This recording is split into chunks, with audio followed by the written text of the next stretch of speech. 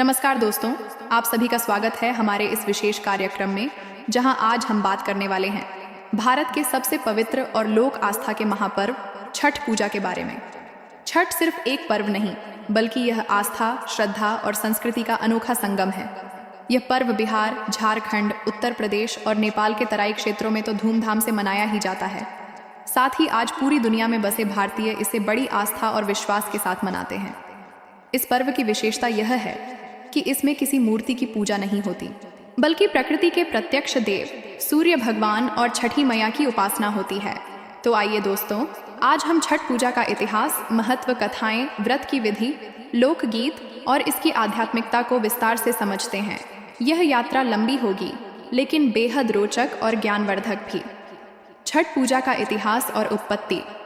छठ पूजा की शुरुआत वैदिक काल से मानी जाती है। ऋग्वेद और अन्य वेदों में सूर्य उपासना के मंत्र मिलते हैं। महाभारत में द्रौपदी और पांडवों द्वारा छठ व्रत करने का उल्लेख है। सूर्य उपासना का संबंध कृषि और स्वास्थ्य से भी है। बिहार और पूर्वांचल में यह पर्व लोक आस्था के रूप में सदियों से चला आ रहा है।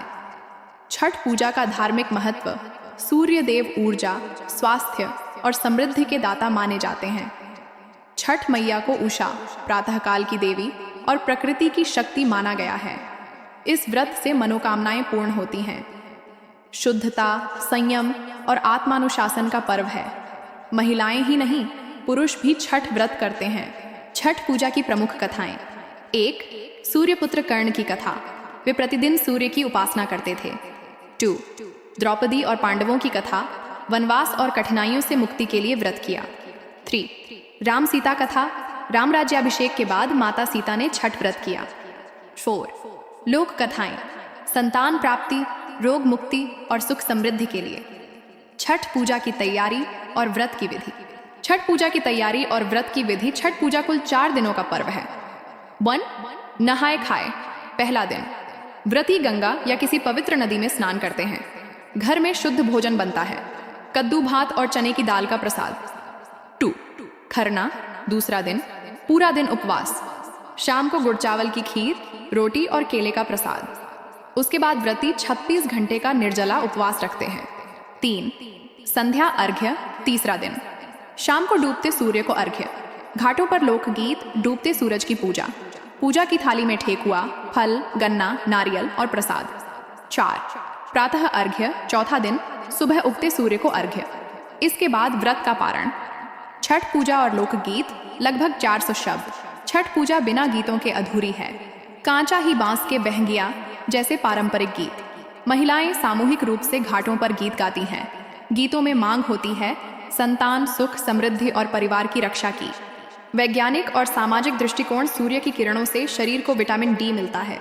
नदी के स्वच्छ जल में डूबकर मानसिक शांति और शरीर की शुद्धि। उपवास से शरीर डिटॉक्स होता है। सामूहिक रूप से पर्व मनाने से समाज में एकता और भाईचारा बढ़ता है। आधुनिक समय में छठ पूजा। अब यह पर्व सिर्फ बिहार, उत्तर प्रदेश तक सीमित नहीं। दिल्ली, मुंबई, कोलकाता और विदेशों में भी छठ का आयोजन। घाटों को सजाया जाता है। बड़े स्तर पर प्रबंधन होता है। सोशल मीडिया और टीवी पर सीधा प्रसारण। निष्कर्ष, कंक्लूजन। दोस्तों, छठ पूजा सिर्फ एक व्रत या त्योहार नहीं, बल्कि यह हमारी संस्कृति, आस्था और प्रकृति से जुड़ाव का प्रतीक है। यह पर्व हमें सिखाता है कि जीवन में संयम, त्याग और शुद्धता से मनोकामनाएं पूरी होती हैं। आज जब आधुनिकता के कारण लोग प्रकृति से दूर हो रहे हैं, छठ पूजा हमें याद दिलाती है कि हमारी असली शक्ति सूरज, जल और धरती है। तो आइए हम सब मिलकर इस महान पर्व की परंपरा को आगे बढ़ाएं और आने वाली पीढ़ियों को इसकी महत्ता समझाएं। जय छठी मैया, जय सूर्य भगवान।